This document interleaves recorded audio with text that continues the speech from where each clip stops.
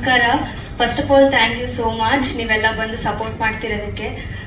ತುಂಬ ಖುಷಿ ಆಗ್ತಾ ಇದೆ ಇವತ್ತು, ಬಿಕಾಸ್ ಇದು ನನ್ನ most favourite song from the movie. ತುಂಬ ಪ್ಯಾಷನೇಟ್ ಆಗಿ ತುಂಬ ಡೆಡಿಕೇಟೆಡ್ ಆಗಿ ಮಾಡಿದ್ದೀವಿ. ಪ್ರತಿಯೊಂದು ರಿಹರ್ಸಲ್ಸ್ ಆಗಿರ್ಬೋದು, ಸಾಂಗ್ ಶೂಟ್ ಎಲ್ಲಾನು ತುಂಬ ಎಂಜಾಯ್ ಮಾಡಿದ್ದೀವಿ. ಬಿಕಾಸ್ ಆ ಸಾಂಗ್ ವೈಬ್ರೇಷನ್ ಆ ಥರ ಇದೆ. ಆ್ಯಂಡ್ ಈ ಒಂದು ಸಾಂಗ್ ನನಗೆ ಸಿಕ್ಕಿರೋದಕ್ಕೆ I feel I am very lucky. ಅದಕ್ಕೆ ನಾನು ಸಾಗರ್ ಸರ್ ಆಗಿರ್ಬೋದು, ರವಿ ಸರ್ ಮತ್ತೆ ಬಸವರಾಜ್ ಸರ್ಗೆ ಥ್ಯಾಂಕ್ಸ್ ಹೇಳ್ತೀನಿ. ತುಂಬಾನೇ ಸಪೋರ್ಟ್ ಮಾಡಿದ್ದಾರೆ. ಬಿಕಾಸ್ ಬರೀ ಪ್ರತಿಭೆ ಇದ್ರೆ ಸಾಲದು, ಎಲ್ರಿಗೂ ಆ ಒಂದು ಆಪರ್ಚುನಿಟಿ ಸಿಗಬೇಕು. ಆ ಆಪರ್ಚುನಿಟಿ ನನಗೆ ಸಿಕ್ಕಿದೆ, ಅದಕ್ಕೆ ನಾನು ತುಂಬಾ ಗ್ರೇಟ್ಫುಲ್ ಆಗಿದ್ದೀನಿ. ಆ್ಯಂಡ್ ನಮ್ಮ ವಸಂತ್ ಸರ್ ಆಗಿರ್ಬೋದು, ಆಮೇಲೆ ಸೂರ್ಯ ಅವ್ರು ಆಗಿರ್ಬೋದು, ಪ್ರತಿಯೊಬ್ರು ತುಂಬಾನೇ ಸಪೋರ್ಟ್ ಮಾಡಿದ್ದಾರೆ.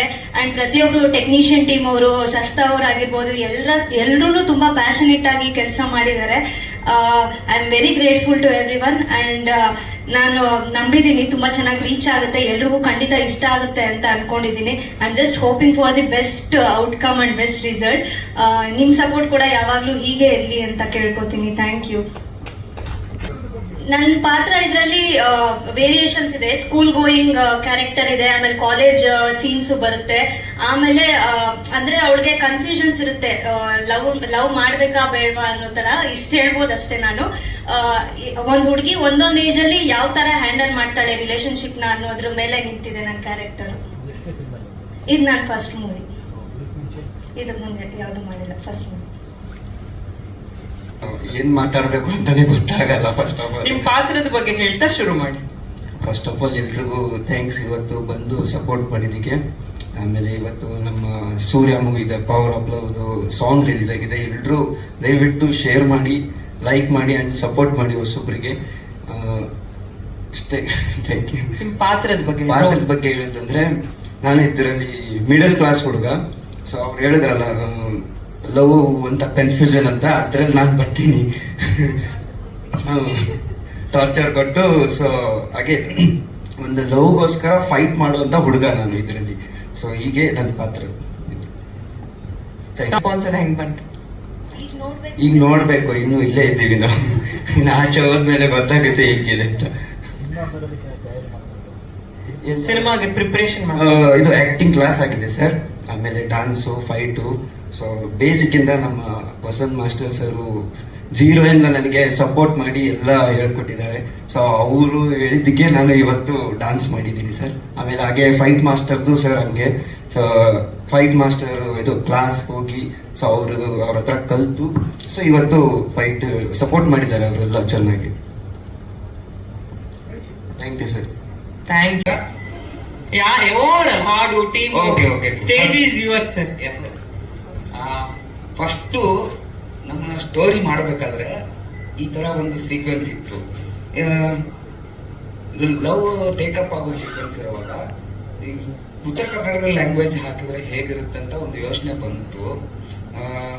ಆ ಉತ್ತರ ಕನ್ನಡ ಶೈಲಿ ಸಾಂಗ್ ಬರಿಬೇಕು ಅಂದಾಗ ನಾವು ಬೇರೆ ಅವ್ರನ್ನೆಲ್ಲರನ್ನು ಹುಡುಕಾಡ್ವಿ. ಓಕೆ, ಶಿವ್ ಬೆರಿಗೆ ಅವ್ರು ಇರ್ಬೋದು, ಇನ್ನೊಬ್ರು ಇರ್ಬೋದು, ಅವ್ರನ್ನೆಲ್ಲ ಹುಡುಕಾಡಿ ಕೇಳಿದಾಗ ಫೈನಲ್ ಆಗೋಕೆ ಬರೆದು ಕೊಡ್ತೀವಿ ಅಂದ್ರೆ ಆ ಲಾಸ್ಟ್ ಮೂಮೆಂಟ್ ಅಲ್ಲಿ ಮಿಸ್ ಆಯ್ತು. ಮಿಸ್ ಆದಾಗ ಏನಾಯ್ತು ಅಂದ್ರೆ, ನಾಳೆ ಸಾಂಗ್ ರೆಕಾರ್ಡಿಂಗ್ ಮಾಡಬೇಕು, ರೆಕಾರ್ಡಿಂಗಿಗೆಲ್ಲ ಓಕೆ ಆಗಿದೆ. ಇದು ಆಕ್ಚುಲಿ 1 ಡೇ ಅಲ್ಲಿ ಬರ್ದಿರೋ ಸಾಂಗ್. ಇದು 1 ಡೇ ಅಲ್ಲಿ ಒಂದು ರಾತ್ರಿ ಒಂದಷ್ಟು ಪ್ಯಾಕ್ ಖಾಲಿಯಾಗಿ ಸಾಂಗ್ ಉಟ್ಕೊಂಡಿತ್ತು. ನಿದ್ದೆನೇ ಹೇಳ್ತೇನೆ.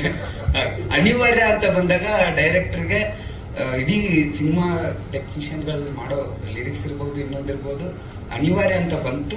ಅದು ಬರಿಬೇಕಾಯ್ತು, ಬರ್ದಿದ್ದು ಹಾಗೆ. ಆಮೇಲೆ ಇದಕ್ಕೆ ಮ್ಯೂಸಿಕ್ ಎಲ್ಲ ಮಾಡಿ ಸಿಂಗರ್ ಯಾರು ಅಂತ ಬಂತು. ಆವಾಗ ನಮ್ಗೆ ನೆನಪಾಗಿದ್ದೆ ಚುಟ್ಟು ರವೀಂದ್ರ ಸ್ವರ್ಗಾಮಿ ಸರ್.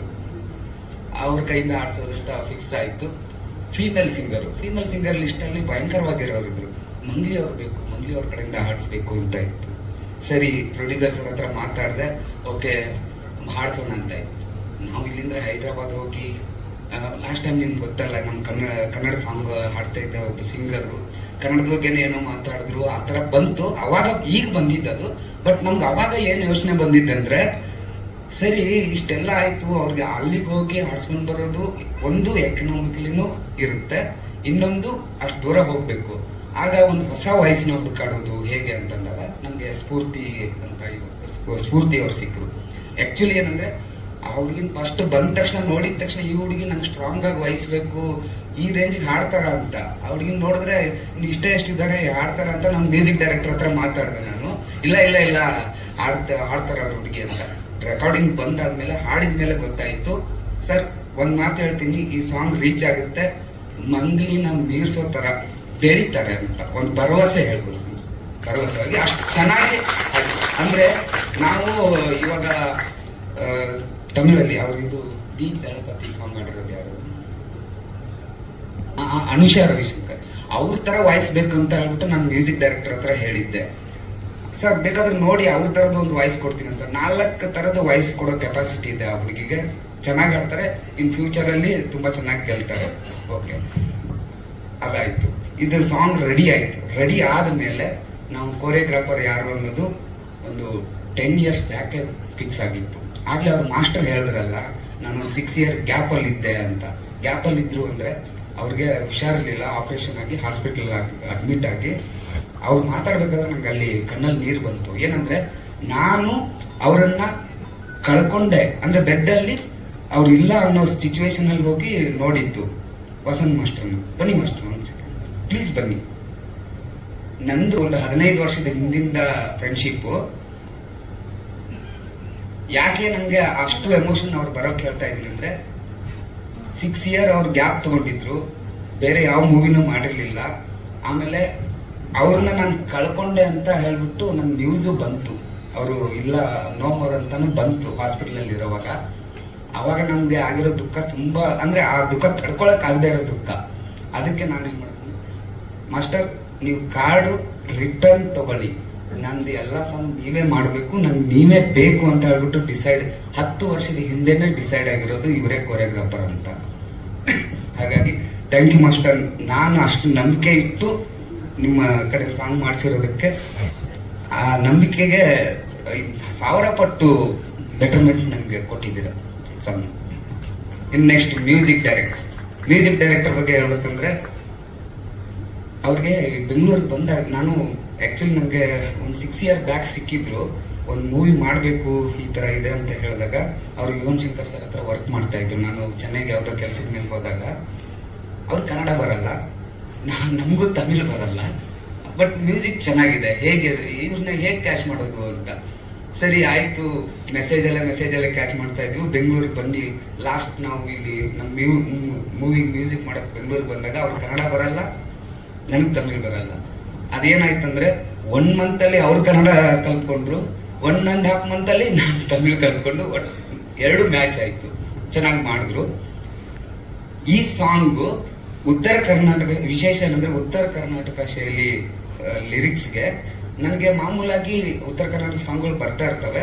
ನನಗೆ ಈ ತರದ ಮ್ಯೂಸಿಕ್ ಬೇಡ, ಅರೇಬಿಕ್ ಕುತ್ತು ಆ ತರ ಬೇರೆ ಒಂದು ಸ್ಟೈಲಲ್ಲಿ, ತಮಿಳ್ ಸ್ಟೈಲಲ್ಲಿ ಏನಾದ್ರು ಮ್ಯೂಸಿಕ್ ಮಾಡಿ ನಿಮ್ಗೆ ಕೊಡಕ್ಕಾಗುತ್ತಾ ಅಂತ ಕೇಳಿದಾಗ ಇಲ್ಲ ಬ್ರೋ ಮಾಡೋಣ, ಈ ತರ ತಮಿಳ್ ಸ್ಟೈಲಲ್ಲಿ ಅರೇಬಿಕ್ ಕುತ್ತು ಸ್ಟೈಲಲ್ಲಿ ಮಾಡೋಣ ಅಂತ ಹೇಳ್ಬಿಟ್ಟು ಇದ್ರ ಮೇಲೆ, ಅಂದ್ರೆ ಎಲ್ಲವೂ ಇವಾಗ ನಮ್ಮ ನಾರ್ತ್ ಕರ್ನಾಟಕ ಸ್ಟೈಲ್ ಇದು ಜಾನಪದ ಅಂದಾಗ ಅಲ್ಲಿಯ ಮ್ಯೂಸಿಕ್ ಶೈಲಿ ಇರುತ್ತೆ, ನಾರ್ತ್ ಕರ್ನಾಟಕ ಶೈಲಿ ಇದು. ಬಟ್ ಇದು ಒಂಥರ ಅರೇಬಿಕ್ ಕುತ್ತು ತಮಿಳ್ ಸ್ಟೈಲಲ್ಲಿ ಈ ಸಾಂಗ್ ಕ್ರಿಯೇಟ್ ಆಗೋಕ್ಕೆ ಒಂದು ಇದಾಯ್ತು. ಅವರ ಕಾಂಬಿನೇಷನ್ ಇನ್ಸ್ಪೈರ್ ಆಯ್ತು, ಇದಾಯ್ತು. ಆಮೇಲೆ ಇನ್ನೊಂದು ವಿಶೇಷವಾಗಿ ಹೇಳಬೇಕು, ನಮ್ಮ ಮೂವಿಲಿ ಎಲ್ಲರೂ ಸಾಂಗಲ್ಲಿ ಫೈಟ್ ಮಾಸ್ಟರ್ ನೇಮ್ ಯಾಕೆ ಬಂತು ಅಂತ ಬಿಗಿನಿಂಗ್ ಯಾರೋ ಅನ್ಕೊಂಡಿರ್ಬೋದು. ಇದೊಂದು ಕನ್ನಡದಲ್ಲಿ ಫಸ್ಟ್ ಟೈಮ್ ಒಂದು ಟ್ರೈ ಮಾಡೋಣ. ಯಾಕಂದ್ರೆ ನನ್ನ ಸಾಂಗ್ ಬಂದ್ಬಿಟ್ಟು ಪಕ್ಕ ಏನಂದ್ರೆ ಲವ್ ಸಬ್ಜೆಕ್ಟ್ ಇರೋ ತರ ಸಾಂಗ್ ಇದೆ. ಈ ಸಾಂಗ್ ನಂಗೆ ರೀಚ್ ಆಗುತ್ತೆ ಅನ್ನೋ ಒಂದು ಕಾನ್ಫಿಡೆಂಟ್ ಇದೆ. ಅದ್ರ ಜೊತೆಗೆ ನಂದು ಮಾಸ್ ಸಿನಿಮಾ ಅನ್ನೋದನ್ನ ಹೇಗೆ ತಲುಪಿಸೋದು ಅಂತ ಹೇಳ್ಬಿಟ್ಟು ಕೂತ್ಕೊಂಡು ಯೋಚನೆ ಮಾಡಿದಾಗ, ಓಕೆ ಏನ್ ಮಾಡೋದು ಅಂದಾಗ ಇದೊಂಥರ ಎಂಡ್ ಅಲ್ಲಿ ಒಂದು ಫೈಟ್ ಸೀಕ್ವೆನ್ಸ್ ನ ಒಂದು 10 seconds 20 seconds ಇಟ್ರೆ ಒಂಥರ ವಿಶೇಷವಾಗಿರುತ್ತೆ, ಹೊಸದಿರುತ್ತೆ ಅಂತ ಹೇಳ್ಬಿಟ್ಟು ಯೋಚನೆ ಮಾಡಿ ಎರಡನ್ನೂ ಒಟ್ಟಿಗೆ ಸಾಂಗ್ ಜೊತೆಗೆ ನಮ್ ಪಕ್ಕ ಮಾಸ್ ಲವ್ ಸ್ಟೋರಿ ಅನ್ನೋದನ್ನ ತಲುಪಿಸೋಗೋಸ್ಕರ ಈ ತರ ಒಂದು ಕಂಟೆಂಟ್ ನ ಎಂಡ್ ಅಲ್ಲಿ ಇಟ್ಟಿರೋದು.